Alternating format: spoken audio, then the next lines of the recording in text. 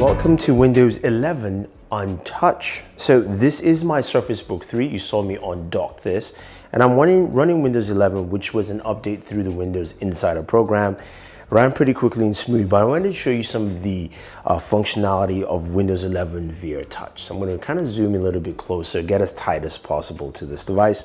So we have, of course, our center dock right here. Now we can change this, but I'm going to just keep it here for now.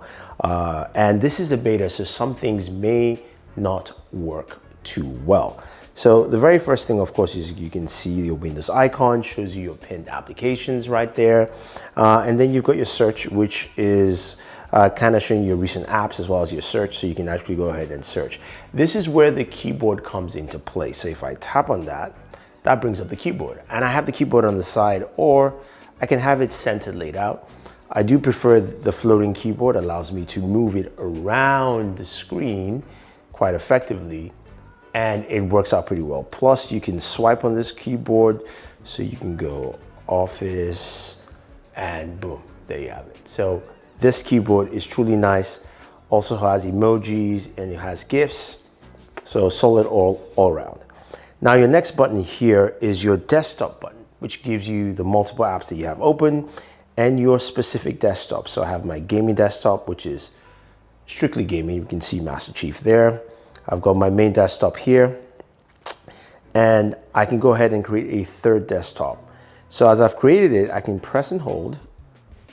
If I press and hold, just give me the options to choose the background and rename. So I'm going to rename this one. Let's call it, again, this keyboard is pretty cool. So let's call this test video. Boom, right? So we've done that, and then we can go ahead and change that background, choose a background specifically for this desktop.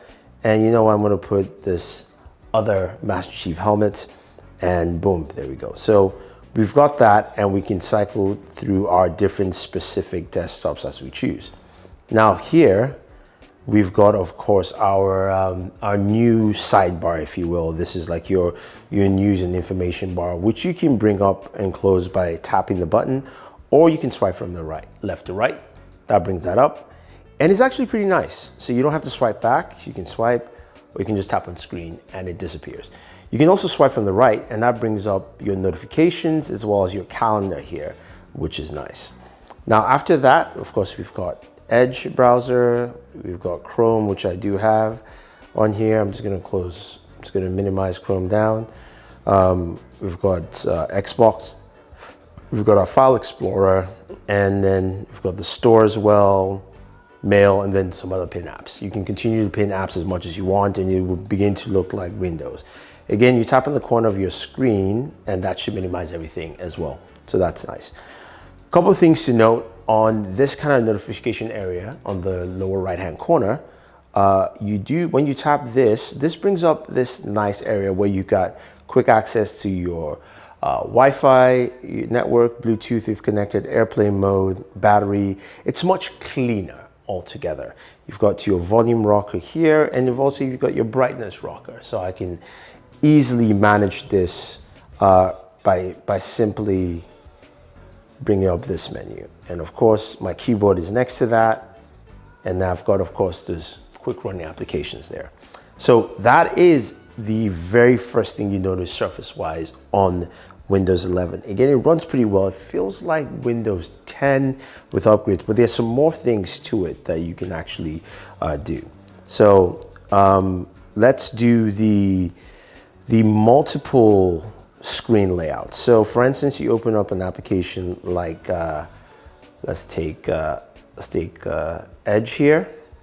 Now with your, if you have a mouse and keyboard, you can just basically hover over the center icon here and make multiple windows. The easier way to do it on touch is to press and hold down here, actually grab it down here and snap to the side. And that will create these 4 quadrant bubbles for you on touch. That's the way it does it in touch. And the first quadrant here, I go, okay, what should I put here? I'm gonna put the Xbox store. It populates the next one. I will put, say, my File Explorer. And then here, you know what? I will put Chrome. So I now have a 4-quadrant layout of all the applications I'm using all in Touch. Very simple, very easy. And you know, I can go ahead and basically either tap each one to minimize it, or I can of course kill everything from the edge if I can get there. And it's very simple and very easy to use. So nice layout overall. I'm going to switch now over to, say, my gaming desktop. And I'm going to basically do a video of gaming on Windows 11, so stay tuned on that. This would be on the Surface. This would be on the Surface Book 3, so at least there's some performance there. With our device docked, the way to actually set up the multi-screen is a bit different. You can hover over applications that are, of course, Windows 11 applications, or at least updated. And you've got this option to basically have multiple, you know, desktop layouts that you can pick from. So you can switch to something that's a 4-quadrant. You can do this larger, smaller. You can do, you know, a 3-quadrant setup here, which is what I just did. And say we go into the File Explorer, we can do side by side, and then we change that there. So there's a couple of ways you can do it. Or again, you can still go ahead and snap to the corner, and then you can select where you want to put either application. So I've got a 3-quadrant as well. So very nice, very different way of actually doing things. All right, so let's take a look at settings menu with Touch on Windows 11. So settings is actually pinned here on your Windows Start menu, something as least beneficial. Tap, you get into the settings. Now the settings menu feels a little bit different. Looks like they are it's a little bit more better animated, much smoother. Also the icons look a little bit more visible and better representation than your traditional Windows look. So you can go into this, things like your display, you've got brightness, all that fun stuff. Head back, you've got sound, notifications, actually setting those up. So there are a bunch of menus here for Windows. Your power and battery, which is really important, especially for devices like this. Shows my power right now, 23%, battery levels. Better indication. I do like what they're showing here, so it's pretty nice. Screen sleep, all that fun stuff. And then you can go into your storage, check out your storage amounts, what you're using for storage. Again, you can see it's not that smooth just because this is still a beta. This is the very first one. Activation, multitasking, and tasks switching. Some of the shortcuts you can use. And then we go to Bluetooth and devices, shows it's paired with an Xbox controller. Again, better icons, looks more visually appealing, if I may say. Then you've got your network settings. And it shows I'm connected to Thunder Network. Some other options, a mobile hotspot if I need to, if this device supports it.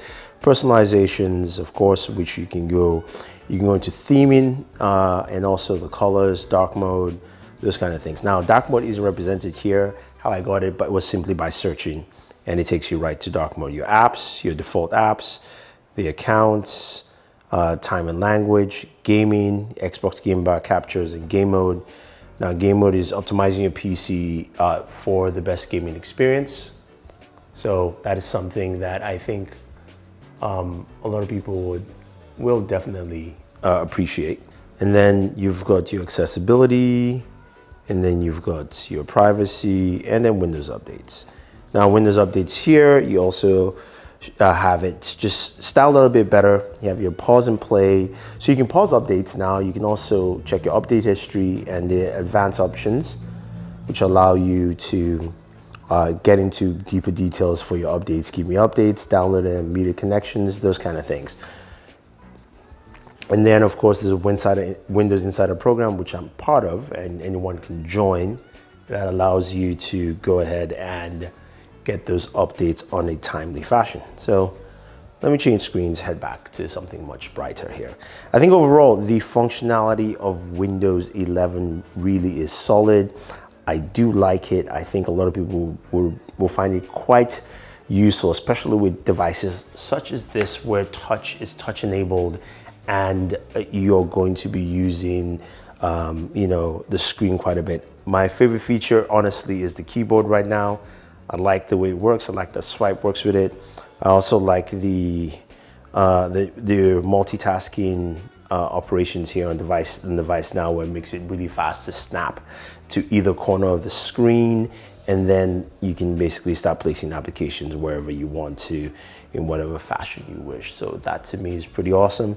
So anyway, guys, if you have any questions or any comments about Windows 11 on touch, or of course a laptop or 2-in-1 or anything with a touch screen, let me know. Don't forget to like, share, subscribe, and always enjoy your entertainment.